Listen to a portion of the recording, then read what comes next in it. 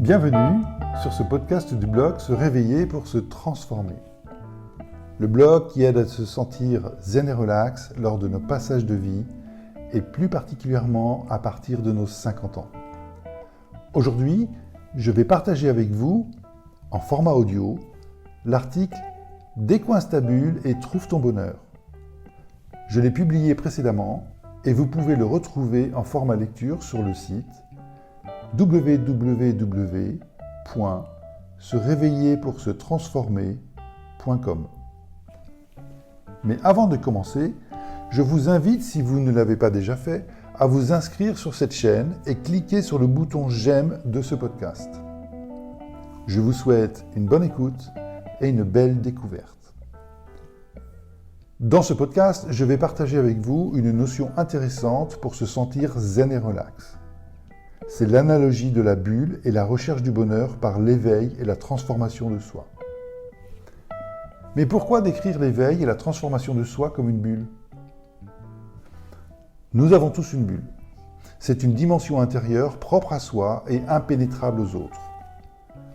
Notre bulle représente notre univers introspectif que certains décriront comme acidulé et d'autres savonneux parce qu'il peut nous échapper. En tout cas, cet univers peut être plein d'énergie, telle une bulle de champagne. Notre bulle nous interroge sur la temporalité de notre existence et de notre liberté. La bulle nous rappelle à nos attentes, notre bonheur. Elle nous réveille au sujet de notre place dans ce monde, voire sur notre raison d'être ici et maintenant. En bref, notre bulle nous interpelle sur le chemin de vie que l'on suit au gré des conditions extérieures, telle une bulle qui s'envole dans la brise d'un printemps ensoleillé. Ce questionnement me paraît tout à fait normal.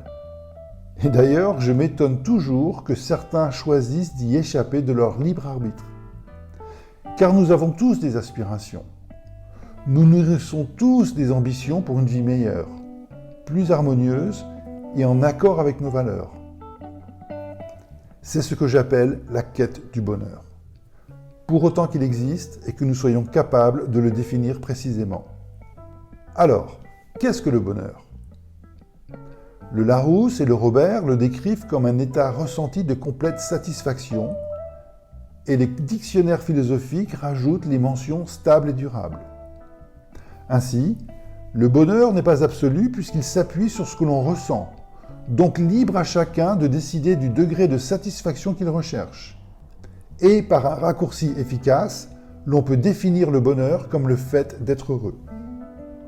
D'un point de vue matériel, le bonheur se rapporte à ce que l'on a accompli, ce que l'on possède, ou tout simplement pouvoir subvenir à ses besoins de confort. D'un point de vue émotionnel, le bonheur se définit par l'appréciation de ce que l'on vit, la nature des rapports entretenus avec les autres et l'harmonie de notre vie quotidienne. Et d'un point de vue spirituel, le bonheur se réfère au regard intérieur que l'on porte sur soi, le chemin de vie que l'on trace et l'ascension que l'on réalise par son esprit.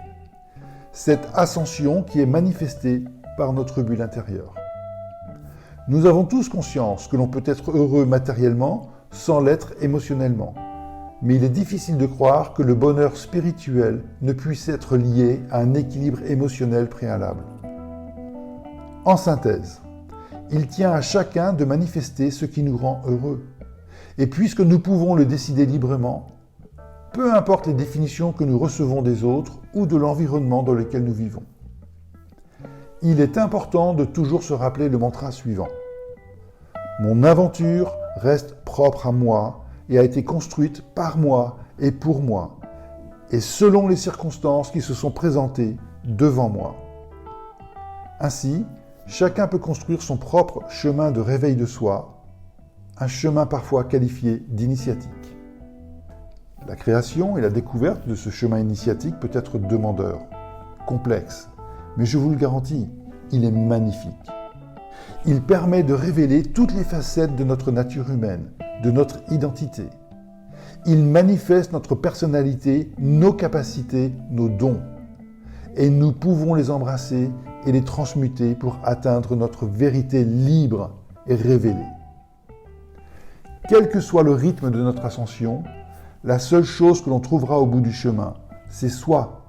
Et pas n'importe quel soi, le véritable soi. Notre nature divine et notre chemin de vie, notre bulle intérieure. Des articles ou podcasts, programmes de réveil de soi et actions pour sa transformation, dont vous retrouverez les liens en commentaire de ce podcast. Ces articles ont mis en avant le fait qu'il faut mettre en action l'ascension de notre bulle.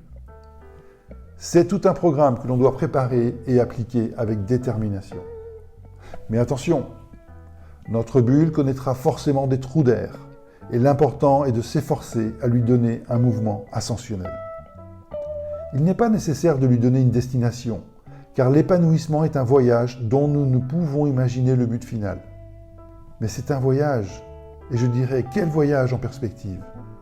Il pourra susciter questionnements et inquiétudes, tant pour soi-même que pour son entourage, mais il en vaut tellement la peine. L'aventure la plus belle et la plus vraie est celle de la découverte de notre fort intérieur. Transformer sa vie se réalise dans l'action que nous engageons envers nous-mêmes. Et cela ne peut se faire que dans la confiance que nous construisons jour après jour en vivant le moment présent. Je conclurai ce podcast par la recommandation suivante.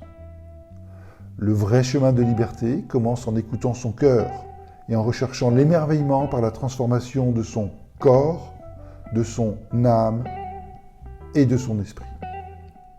Et vous, pourriez-vous décrire votre bulle ? Avez-vous trouvé le principe ascensionnel de votre bulle ? Si ce n'est le cas, avez-vous déjà réfléchi à être accompagné pour le trouver ? Et si vous souhaiteriez être accompagné, contactez-moi. Vous pourriez ne pas le regretter. Je vous remercie de m'avoir écouté jusqu'à la fin. J'espère que ce podcast vous a plu. Je vous invite à vous abonner à cette chaîne pour ne manquer aucun nouvel épisode. Et si ce podcast vous a plu, n'hésitez pas à le partager sur vos réseaux autour de vous. Portez-vous bien et à bientôt.